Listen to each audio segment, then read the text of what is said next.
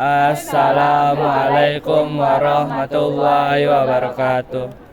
Baiklah, kami dari kelompok 2 akan mempresentasikan hasil diskusi kelompok kami yang berjudul Sistem Ekresi pada Manusia.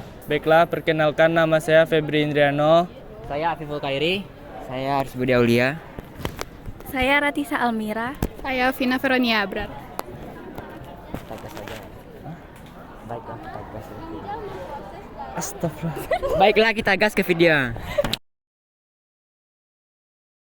Baiklah, saya Ratisa Almira akan menjelaskan tentang konsep sistem ekskresi pada manusia.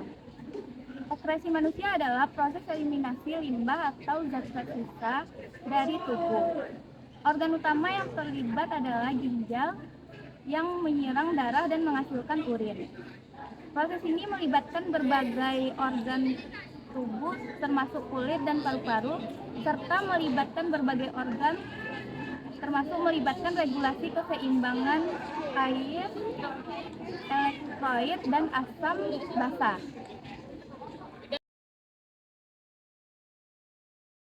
B. Organ-organ yang terlihat di dalam ekskresi manusia. Organ-organ yang terlibat dalam ekskresi manusia melibatkan sistem ekskresi dan organ-organ tertentu yang berperan dalam mengeluarkan limbah dari tubuh. Berikut adalah organ-organ utama yang terlibat. 1. Ginjal merupakan organ utama dalam sistem ekskresi, bertanggung jawab untuk menyaring darah, menghasilkan urin, dan mengatur keseimbangan dalam tubuh. Ginjal manusia bisa dibilang sebagai organ utama dalam ekskresi. Fungsi organ ginjal adalah mengeluarkan cairan dan zat sisa metabolisme melalui urin. 2. Ketiak. 2. Kulit. Kulit manusia memiliki sekitar 2-4 juta kelenjar keringat. Kelenjar ini tersebar di seluruh bagian tubuh, namun paling banyak terdapat di telapak tangan, kaki, dan ketiak. Kelenjar keringat terbagi menjadi 2 jenis, yaitu kelenjar ekrin yang berlangsung dengan permukaan kulit dan menghasilkan keringat yang tidak berbau, dan encer. Kelenjar aflorin yang menghasilkan keringat yang mengandung lemak dan pekat, serta terdapat di fokiel rambut seperti ketiak dan bulu kelapa. Kulit kelapa. Pada dasarnya, keringat yang dihasilkan kelenjar tersebut berfungsi untuk mengendalikan suhu tubuh dan melumasi kulit serta rambut. Namun sebagai bagian dari sistem ekskresi, kelenjar keringat juga berperan membuang racun dari dalam tubuh melalui keringat yang dihasilkan. 3. Paru-paru. Paru-paru adalah organ dalam sistem ekskresi pada manusia yang sangat penting dalam proses pernapasan. Paru-paru merupakan tempat pertukaran oksigen yang diperoleh dari udara ke dalam darah, jaringan, dan organ tubuh agar dapat berfungsi dengan baik. Setelah memperoleh oksigen, setiap sel tubuh akan menghasilkan karbon dioksida sebagai zat sisa metabolisme. Karbon dioksida merupakan zat beracun yang bisa berbahaya bagi kesehatan apabila menumpuk di dalam darah. Untuk membuangnya, karbon dioksida akan dibawa oleh darah kembali menuju paru-paru dan dikeluarkan ketika Anda menghembus nafas. Usus yang keempat ada usus besar. Usus sendiri terbagi menjadi 2 bagian, yaitu usus kecil dan usus besar.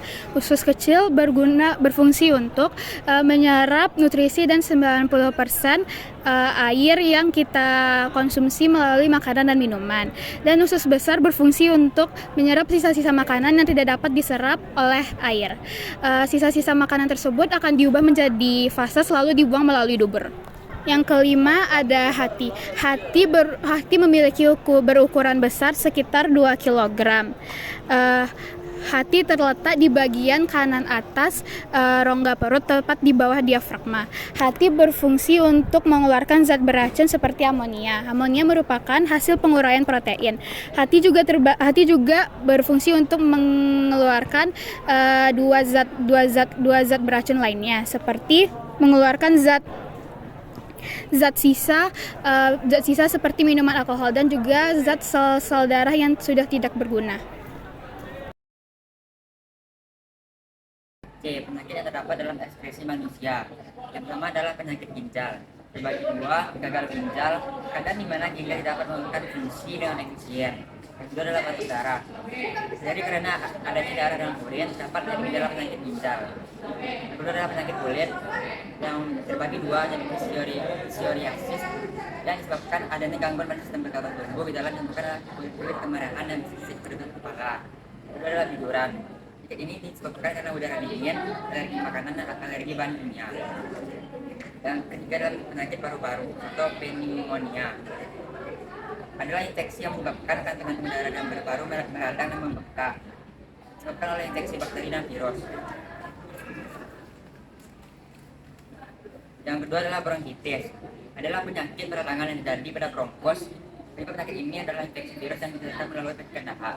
4 penyakit besar.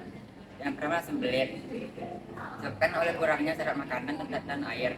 Ini menyebabkan kita buang air besar. Yang kedua adalah diare. Jadi karena airan tidak benar diserap oleh dinding kecil. 5. Penyakit pada hati. Terbagi 2, penyakit kuning, disebabkan oleh kadar bilirubin atau vitamin B2 dalam aliran darah yang melebihi batas normal. Yang kedua adalah sinosis. Merupakan kondisi terbentuknya luka atau jaringan parut di hati yang bersifat kronis. Cara pencegahan penyakit. Yang pertama, konsumsi cairan yang cukup. Minumlah cukup air setiap hari untuk mendukung fungsi ginjal dan menjaga keseimbangan cairan dalam tubuh. 2. Pola makan sehat. Pertahankan diet seimbang dengan asupan nutrisi yang mencukupi. Batasi konsumsi garam dan hindari makanan tinggi lemak. 3. Pengelolaan diabetes. Jika Anda memiliki diabetes, kontrol gula dengan ketat dan ikuti petunjuk pengelolaan yang direkomendasikan oleh profesional medis. 4. Praktis higienis. Higieni saluran kemih. Hindari menahan buang air kecil terlalu lama dan pastikan untuk membersihkan diri dengan baik setelah buang air kecil. 5. Latihan fisik rutin. Lakukan aktivitas fisik secara teratur untuk mendukung kesehatan secara keseluruhan, termasuk fungsi ekskresi. 6. Menghindari zat beracun. Hindari paparan zat-zat beracun yang dapat merusak ginjal dan organ ekskresi lainnya. 7. Perlindungan kulit. Lindungi kulit dari paparan sinar matahari berlebihan dan hindari bahan kimia yang dapat menyebabkan iritasi. 8. Penghindaran rokok. Hindari rokok dan paparan asap rokok, karena merokok dapat merusak paru-paru dan memengaruhi proses ekskresi. 9. Pemeriksaan kesehatan rutin. Melakukan pemeriksaan kesehatan rutin termasuk pemeriksaan darah dan urin untuk mendeteksi dini potensi masalah pada organ ekskresi. 10. Konsultasi dengan profesional medis. Jika Anda memiliki riwayat keluarga dengan penyakit ekskresi untuk mengalami gejala yang mencurigakan, segera konsultasi dengan profesional medis. Teknologi dalam sistem ekskresi. Yang pertama, imaging medis adalah teknologi pencitraan seperti CT scan, MRI, dan ultrasound dan digunakan untuk visualisasi organ-organ ekskresi seperti ginjal, saluran kemih, dan kandung kemih. Ini membantu dalam diagnosis penyakit dan evaluasi kondisi organ. Kedua, urologi endoskopi adalah melibatkan penggunaan alat endoskopi untuk memeriksa saluran kemih dan organ-organ terkait. Ini dapat membantu dalam identifikasi makalah seperti batu ginjal. Yang ketiga, telemedicine adalah konsultasi medis jarak jauh. kemudahan pasien untuk berkomunikasi dengan profesional medis tanpa harus datang ke fasilitas kesehatan. Yang keempat, sistem pemantauan kesehatan adalah perangkat pemantauan tekanan darah, kadar glukasa, dan fungsi ginjal. Sekian video dari kelompok kami. Apabila ada salah-salah kata mohon dimaafkan. Wabillahi taufiq wal hidayah. Assalamualaikum warahmatullahi wabarakatuh.